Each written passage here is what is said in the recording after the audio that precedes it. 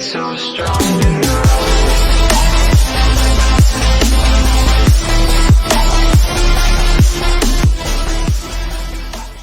Então temos aqui como determinar a raiz quadrada de 64. O primeiro passo é fazer a decomposição em fatores primos, né? E a decomposição de 64 vai ficar 2 na sexta.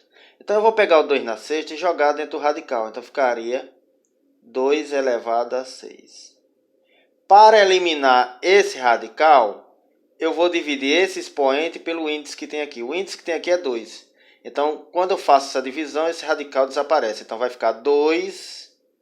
Aí o 6 dividido pelo 2 que tem aqui, porque é raiz quadrada. Então temos 2, repete a base, né?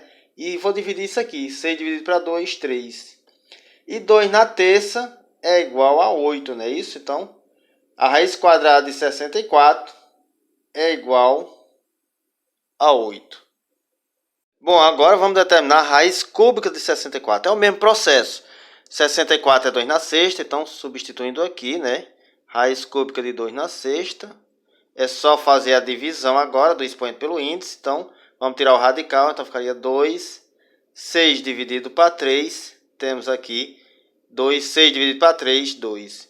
Então, isso aqui vai ser igual. 2 na segunda é 4. Então, a raiz cúbica de 64 é 4. Agora vamos determinar a raiz quadrada de 144, né? Fazendo a decomposição de 144 vai ser 2 elevado a 4 vezes 3 elevado a 2.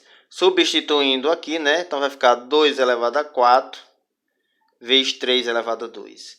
Então eu vou fazer o mesmo processo que eu fiz aqui. Então ficaria, eliminando o radical, vai ficar 2 elevado a 4 dividido pelo expoente, pelo índice que é 2, vezes 3, que é a base, e 2 dividido por 2. Aqui é só fazer os cálculos, né?